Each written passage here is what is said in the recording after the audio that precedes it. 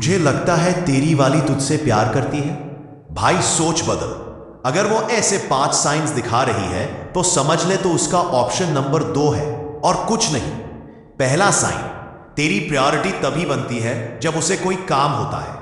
Phone उठाना, message reply करना तेरी लाइफ की सबसे बड़ी मिस्ट्री बन जाता है। दूसरा साइन, फ्यूचर के बारे में बात करते वक्त उसकी आंखें साइड होती हैं। हम आगे करेंगे, फिर कभी सोचेंगे। ये उसके डिक्शनरी के सबसे फेक शब्द हैं। तीसरा साइन, तेरा फोन चेक करेगी लेकिन अपना फोन तेरी आंख से वो 2 फीट दूर रखोगी। चौथा साइन, उसके लाइफ में एक मिस्टीरियस बेस्ट फ्रेंड या एक्स हमेशा एग्जिस्ट करता है जिसके बारे में तू पूछ नहीं सकता। और फिफ्थ और फाइनल साइन, तुझे लगता है तू ओवरथिंक कर रहा है। भाई वो तुझे एग्जैक्टली वही फील करवा रही है ताकि तू सच पूछने की हिम्मत ना कर सके। अगर ये सब तेरी स्टोरी जैसा लग रहा है तो तू उसकी प्लेलिस्ट का एक गाना है। जब तक नया गाना आता है बजता रहेगा। समझदार वो है जो बहते दूध को बिना गिराए छोड़ देता है। टाइम है निकलने का। निशानी नंबर 1, ऐसी लड़की की सबसे आसान पहचान उसके व्यवहार बिहेवियर से होती है। वो आपके लिए तभी उपलब्ध होती है जब उसे आपकी जरूरत होती है। जैसे अगर उसे किसी बात का स्ट्रेस है, उसे पैसे की प्रॉब्लम है, उसे कोई काम निकलवाना है, तब वो आपको याद करेगी। आप उस समय उसकी टॉप प्रायोरिटी बन जाते हैं। लेकिन जब आपको उसकी जरूरत होगी, जैसे आपको कोई प्रॉब्लम है या आप बस उसे बात करना चाहते हैं, तो वो या तो मिल ही नहीं पाएगी या बहुत कम टाइम देगी। उसके मैसेजेस का रिप्लाई आने में घंटे लग जाएंगे। वो आपको फ्यूचर के खोखले वादे, फ्यूचर फेकिंग करेगी। जैसे अगले साल हम साथ में घूमने जाएंगे या जब टाइम अच्छा होगा तब पेरेंट्स से मिलवाऊंगी, लेकिन ये वादे कभी पूरे नहीं होंगे। सबसे बड़ी निशानी है लैक ऑफ रेसिप्रोसिटी, यानी लेने और देने का संतुलन नहीं होना। आप उसे हर छोटी बड़ी चीज देते हैं, टाइम, प्यार, रीने, गिफ्ट, सपोर्ट, लेकिन वो आपको कुछ नहीं देती। उसके लिए आपका एग्जिस्टेंस तब तक है जब तक आप यूजफुल हो। अगर आप इन व्यवहारिक निशानियों को महसूस कर रहे हैं तो समझ जाएं कि कुछ तो गड़बड़ है।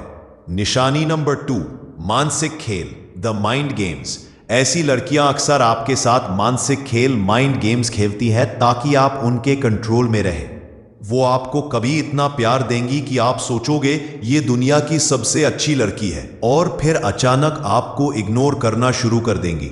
इस हॉट एंड कोल्ड बिहेवियर का मकसद आपको इमोशनली अनस्टेबल और उनसे जीतने की भूख पैदा करना होता है। आप उनका अटेंशन पाने के लिए और ज्यादा कुछ करने को तैयार हो जाएंगे। वो आपको ऐसे फील कराएंगी कि आप ही गलत हो, आप ही ओवरथिंक कर रहे हैं।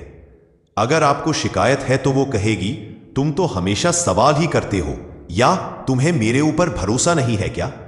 ये सब करके वो आपको गिल्टी फील कराती है ताकि आप सवाल पूछना बंद कर दें। वो हमेशा अपने आसपास कंपटीशन पैदा करेंगी। आपको पता होगा कि कोई और है जो उसे पसंद करता है, और वो इस बात को ओपनली मानेगी भी नहीं, ना ही डिनाई करेगी। ये सब करके वो आपको ये एहसास दिलाती रहती है कि अगर आपने उनको खुश नहीं रखा तो कोई और है जो आपकी जगह ले सकता है।